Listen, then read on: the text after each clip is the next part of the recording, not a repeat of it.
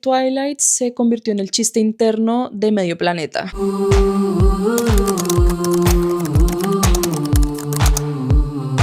Hablemos del Imperio Romano Universal de las últimas décadas, porque yo creo que todos hemos invertido más tiempo del que quisiéramos admitir viendo, pensando, analizando, criticando, hablando acerca de Twilight. Bienvenidos a mi sala, yo soy Camila y antes de que empecemos a hablar de lo polémico que es decir que Twilight era necesario en esta sociedad, te invito a que te suscribas, actives la campana de notificación para próximos videos y me sigas en mis otras redes sociales. Durante años, admitir que a uno le gustaba Twilight era como cometer un crimen intelectual. O sea, si uno se declaraba fan, automáticamente uno sabía que la sociedad lo consideraba a uno como una bruta, básica, de mal gusto, sin criterio, y ahí podemos seguir. Pero vamos a ser honestos, y es que es 2026 y la saga Crepúsculo no puede estar más viva porque no quiere. Y es que tenemos que ver lo que ha pasado en el último año, o sea, Lionsgate llenando conciertos con la banda sonora, icónica banda sonora de Twilight, marcas de maquillaje agotando colecciones solo por tener impresas las caras de Edward, Bella y Jacob en su paleta de sombras, y ni hablar de Forks porque se ha vuelto uno de los destinos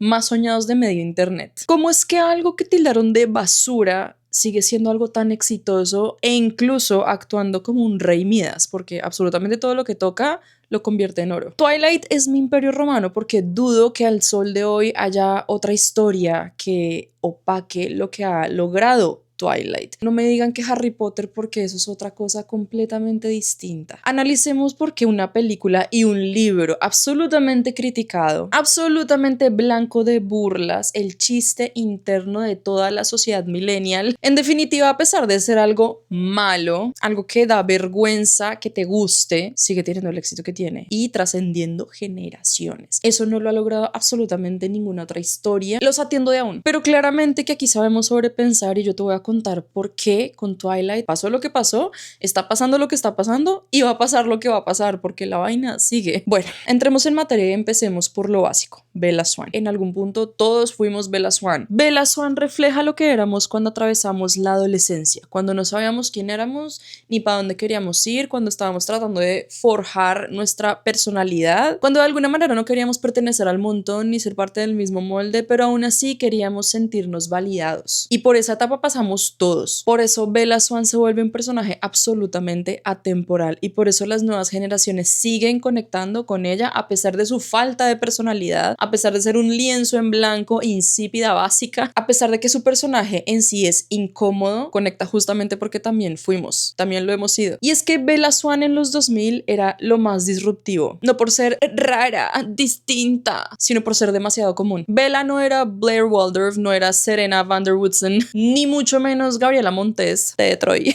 Y es que mientras que en los 2000 nos vendían personajes femeninos aspiracionales, Twilight llegó a vendernos identificación más que aspiración. Bella Swan éramos nosotras, del otro lado de la pantalla. O sea, las otras chicas que tú veías en series y películas en ese entonces eran tú tal vez puedo llegar a hacer esto. Y Bella era lo que eras cuando volvías del colegio, te encerrabas en tu cuarto a escuchar música y a pensar en la vida y en lo triste que es que el man que te gusta ni te mire. Por eso tantas nos identificamos con ella. Y ya admítelo, tú también fuiste. Bella Swan no canta como Rachel en Glee. No es una nerda a la que le va súper bien en el colegio en High School Musical como a Gabriela. Y tampoco está compitiendo por encajar de la mejor manera como en Mean Girls. Katie al final termina encajando de nuevo, aún con todo y que sigue siendo distinta a su manera. Era el juego de, ok, tengo que competir, tengo que dar la talla, ¿sabes? A Bella no le interesaba esa vaina. Ella no tiene un estilo icónico, anda con camisas leñadoras, no quiere estatus, no es la más popular del colegio y aceptémoslo, tampoco tiene carisma, por eso decimos que es tan básica, sin personalidad, aburrida. Y ahí está el toque genio de Stephenie Meyer. Bella no es excepcional, Bella es como tú y como yo. Literalmente en los libros, Bella lava la ropa. Es tan básica como podríamos serlo cualquiera de nosotras un domingo por la tarde. Esa es Bella. Y ok, a Bella la tildan mucho de pick me. Yo a veces tengo sentimientos encontrados con esto porque francamente no siento que Bella quisiera que todo el mundo la eligiera y como, hola, mírame, soy súper diferente. Ella simplemente reflejaba que Sí, no soy la chica que representa a Regina en Mean Girls, no soy la chica popular, no soy la chica que le encanta usar tacones, no soy todas esas representaciones de la cultura pop de los 2000, no soy eso. E irónicamente, a pesar de que ella no es todo eso, pues llega a un sitio nuevo, es la novedad en un pueblo donde no pasa un carajo y por eso empieza a ganar popularidad, pero no por esforzarse ni por querer serlo, ni por intentar jugar ese juego dentro del colegio y ver cómo hace para llamar la atención. Y luego está Edward Cullen, que llega y es todo lo opuesto a Bella Swan. Edward sí es el chico modelo aspiracional de los otros chicos de la escuela de Forks. Es el chico guapo, misterioso, las viejas todas están detrás de él. O sea, el man más endiosado no puede estar, mientras que a la vez es medio raro, ¿sabes? Como esa dualidad entre es raro pero me encanta, es raro pero quiero ser como él, es ese Edward Cullen. Es literalmente inalcanzable, es un fenómeno. Y llega esta deidad representada en un vampiro que brilla y elige a Bella. Es la fantasía de la visibilidad absoluta en una etapa de la vida en la que más buscamos validación, aprobación y que nos elijan por encima del resto. Que siendo exactamente como eres, o sea, callada, rara, insegura, alguien extraordinario, inalcanzable, deseado por muchos y muchas, te vea como su centro de gravedad, te vea como que el mundo se acaba si tú no existes. Eso, más allá de ser pygmy, es el deseo humano, sobre todo en la etapa de la adolescencia, de ser visto en esencia. Porque a Bella, Edward no la elige por ser la más guapa, por ser la más popular,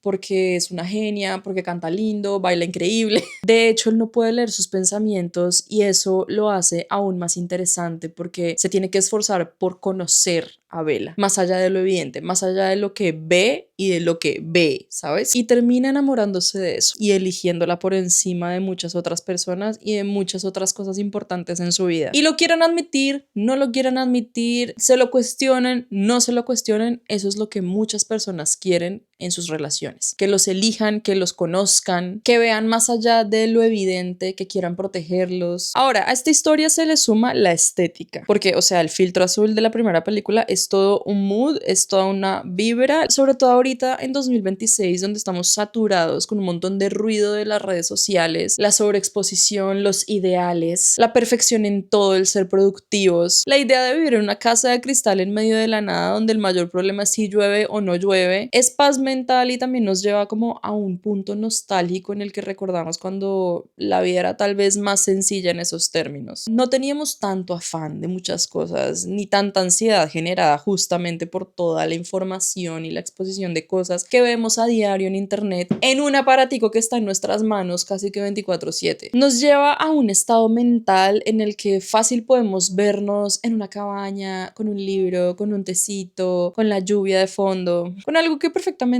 viviríamos en los 2000, un poco más viviendo el presente, y así se siente Twilight. Es algo que nos trae confort y nos baja la ansiedad. A veces ni siquiera vemos la película por la trama, sino por el mood, la lluvia, los pinos, el verde. Esa sensación acogedora en medio del frío, eso es lo que da Twilight. Y eso hoy en día es algo muy valioso. Y obvio tenemos que hablar de los red flags porque hay muchas cosas cuestionables en Twilight, pero que de alguna manera funcionan y yo te voy a explicar por qué. Edward entrando al cuarto sin permiso, el control obsesivo, obviamente no está bien que se meta alguien por la ventana a observarme mientras duermo, pero esa sensación de que alguien está tan interesado en ti que quiere incluso pasar la noche en vela mirando cómo duermes, lo quieres admitir o no lo quieres admitir, es algo que muchos decíamos como, ojalá alguien hiciera eso por mí, ¿sabes? El sacrificio de voy a estar aquí toda la noche velando por ti, viendo que estés bien, que estés segura. Porque en último sí, Edward invade la propiedad privada, pero su intención no es mala y eso es lo que pasa. No es una intención de voy a entrar y te voy a violentar y te voy a hacer cosas malas. Es una intención de, hey, ¿quién eres? Quiero conocerte más. Y dos, quiero ver que estás bien y que nada te va a hacer daño. Y si tú solo has visto las películas, obviamente eso no es lo primero que vas a pensar. Evidentemente no, tú ves la película y tú dices, ¿cómo así que el man se le metió al cuarto? O sea, todo mal. Sí, todo mal. Hasta que tú lees y te das cuenta que Edward literalmente tenía miedo de que a Bella le cayera un meteorito encima mientras dormía. Por eso te digo que de alguna manera funciona porque entendemos el contexto y el trasfondo, aun si de cualquier forma no está bien, no es políticamente correcto, pero se entiende. Ahora, la famosa imprimación de Jacob con Renesmee, la mayor red flag de esta película, también tiene sentido. No me funes, pero es que tiene sentido. Dentro de la fantasía de lo que escribió Stephenie Meyer también existe una óptica de una madre. Hay que recordar que este libro no es sobre vampiros, es sobre Isabella Swann, sobre su vida, sobre todo lo que le pasa, sobre cómo termina el asunto. Y en medio de toda esa historia, Isabella Swann se convierte en madre. Y no soy mamá, no tengo hijos, pero yo sí creo que puede ser una fantasía de madre saber que tu hija va a estar con una persona que tú conoces lo suficiente para saber que va a estar bien y que además existe su toque ahí de fantasía, de, ok, esto es un fenómeno medio mágico y místico en el que simplemente se genera un vínculo en el que tú lo quieras o no, vas a estar ahí para esa persona, para protegerla, para cuidarla, para ofrecerle lo que ella necesite. Y yo creo que Stephenie Meyer claramente no lo pensó tanto a la hora de escribirlo, ella simplemente dijo como, obvio, es perfecto, también le da solución a Jacob Black porque pues ya Bella se casó con Edward, va a tener un bebé con Edward, ¿qué se le va a hacer? Ok, un momento, pero de pronto él puede ser el protector de Renesmee. Porque en realidad en los libros nunca se dice que ellos terminen siendo una pareja, simplemente se asume que si él a lo largo de su vida va a hacer lo que ella quiera, lo que necesite, va a satisfacer absolutamente cualquier deseo que ella tenga, pues ella en últimas se va a terminar enamorando de él cuando tenga una edad prudente. En el mundo de la ficción eso funciona y tú no lo cuestionas tanto. Ahora, este es el típico ejemplo de, oye, esto sonó mejor en mi cabeza, pero ya cuando lo dije como que... Y a pesar de que estas cosas son muy cuestionables, sí creo en la honestidad y en lo orgánico de Stephenie Meyer y en sus intenciones. No creo que ella haya escrito esto con una intención de hacer una apología al grooming y a la pedofilia. En realidad no lo creo así. Ahora, otra de las cosas que también se cuestiona un montón es el tema del matrimonio. O sea, son unos peladitos y casi que Edward le exige a Bella que primero se casen antes de tener relaciones. Y sí, ya sabemos que Stephenie Meyer es mormona o era mormona porque andan diciendo que ya no es. Yo no sé, el caso es que sí hay una influencia de sus creencias en la historia y pues es normal. O sea, esto pasa con cualquier autor, con cualquier artista. Siempre va a haber una influencia de lo que crean, de lo que sean en esencia. A pesar de que sí hay una influencia medio cristiana, mormona o de lo que sea que creyera Stephenie Meyer, en realidad esas no son las razones por las que Edward quiere primero casarse con Bella. O sea, hay algo que la gente está ignorando y es que este man es un vampiro que era de otro siglo distinto al de Bella. Hay una brecha generacional entre lo que Edward era, creía, quería en ese entonces y lo que Bella es en los 2000. Edward es como un caballero de los 1900, ¿sabes? O sea, es una persona que sí cree en el amor romántico, una persona que quiere estar con su pareja hasta que la muerte lo separe y que además Bella está un poquito ganosita por no ponerlo en otras palabras, y que él sabe que esto es un riesgo no porque sea malo como tal el hecho de tener relaciones, sino porque él sabe que es tan fuerte que ella viene siendo como de cristal comparado con la fuerza que él tiene, y él sabe que si él decide cómo acceder a esto es posible que ella pase a mejor vida, y es por esto que él dice, ok, yo quiero primero casarme contigo, realmente decir hasta que la muerte nos separe, y que si aquí algo pasa, pues por lo menos fuiste mi esposa y fuiste el amor de mi vida y estuve casado contigo y nos separó fue la muerte, no tú, no yo, sino muerte. Y son pues creencias de otros siglos, son arcaicos, como dice Bella, lo que tú quieras, pero existe. Edward es un ser de otro siglo. Meyer escribió estos libros con una honestidad y una manera tan orgánica que a pesar de sentirse imperfecto, se siente real. O sea, yo siento que si Twilight nos pasara a alguno de nosotros, o sea, tal cual como que llega un vampiro y resulta que todo lo que conocemos de los vampiros no es así, sino que es de otra manera, y pasa todo lo que le pasó a Bella Swan, probablemente pasaría como le pasó a Bella Swan. Y lo mejor de todo este asunto y lo que me da más vida es que Twilight se convirtió en el chiste interno de medio planeta. Da igual si hablas inglés o español o mandarín o ruso o portugués, todos entendemos los memes de cada escena, todos lo entendemos. O sea, esto es como un patrimonio cultural ya del mundo. Mucha gente se ríe como del brillo de la piel, del CGI todo mal hecho con Chukesme.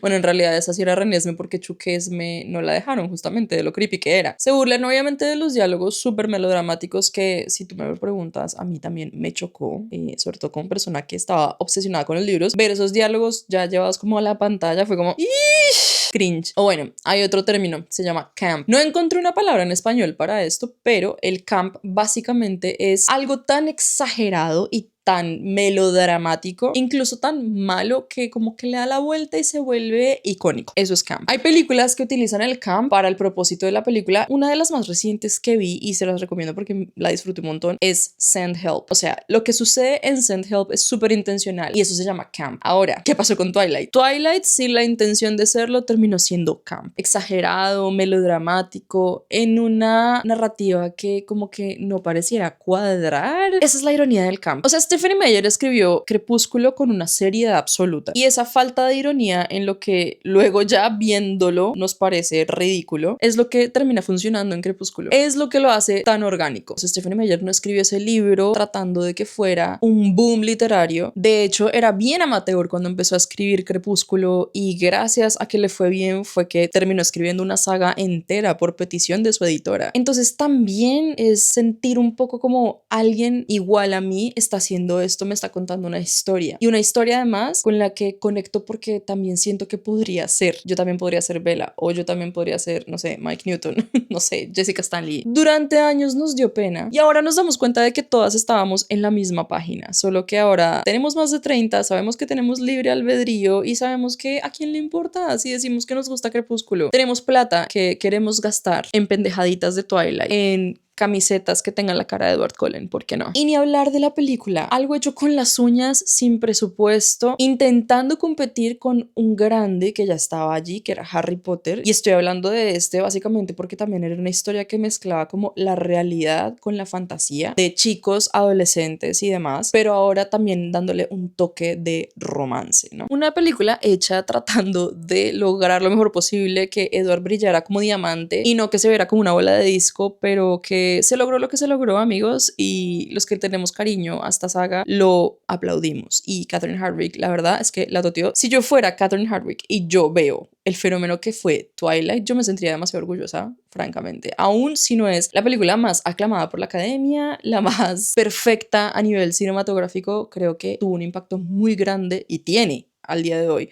un impacto muy grande a nivel sociocultural y es como ese recuerdo bonito, ese recuerdo nostálgico que funciona porque se ha vuelto atemporal, porque es una etapa de la vida en la que literalmente no hay nada que resuma más la adolescencia que el cringe. Y aquí viene Twilight y te lo trae en formato de largometraje, mientras que tú te identificas con la protagonista. Twilight es y sigue siendo un espejo de esas emociones que no nos atrevíamos a decir en voz alta y por eso las marcas siguen vendiendo. Por eso los conciertos se llenan y por eso cada vez que el cielo se pone gris y empieza a llover, tú escuchas allá de fondo. Gente a Forks. Quieres un bosque lleno de pinos. Es nuestro imperio romano y me parece una maravilla que lo sea. O sea, me parece lo máximo vivir en una época en la que existe Twilight. Si realmente existe algo que sea remotamente similar a Twilight, no en términos de película, historia, sino en términos de el fenómeno que ha sido Twilight, a nivel de impacto cultural, a nivel de marketing, por favor, díganme porque yo no he podido encontrar algo similar, algo que se sienta tan puro, tan orgánico, tan mal hecho, tan amateur y que al final esté teniendo tanto éxito. Y eso que todavía no empiezo a hablar de lo que va a ser la nueva serie, porque es que ya te dije, Twilight fue, Twilight es y Twilight será, porque viene nueva serie de Sol de Medianoche, o sea, el último libro de la saga contado desde la perspectiva de Edward Cullen, y va a ser una serie animada en Netflix. Nos guste o nos guste, nos dé cringe o tengamos el tiempo y la energía suficientes para odiarlo o escondernos detrás de ese odio, porque ese odio realmente viene de la misoginia, pero ese es otro tema, y justamente que ese odio venga de la misoginia y que justamente Twilight sea cursi sin tener que pedir permiso, sin tener que disculparse, es un grito súper revolucionario si me preguntas. Twilight no es una historia de vampiros, por eso es ridículo comparar a Twilight con otras historias de vampiros. Twilight es la historia del deseo femenino en una etapa de la vida muy crucial, como lo es la adolescencia. Un deseo que muchas veces es maquillado o es censurado y que Twilight nos muestra así, de frente. Ah, te da pena. Así, mira, esto también existe. Todavía hay mucha tela que cortar, pero por hoy lo dejamos hasta aquí. Déjame en los comentarios qué piensas, qué opinas, te sigue dando pena, lo odias, crees que esto es una completa falacia, se me rayó el coco, no sé, te leo.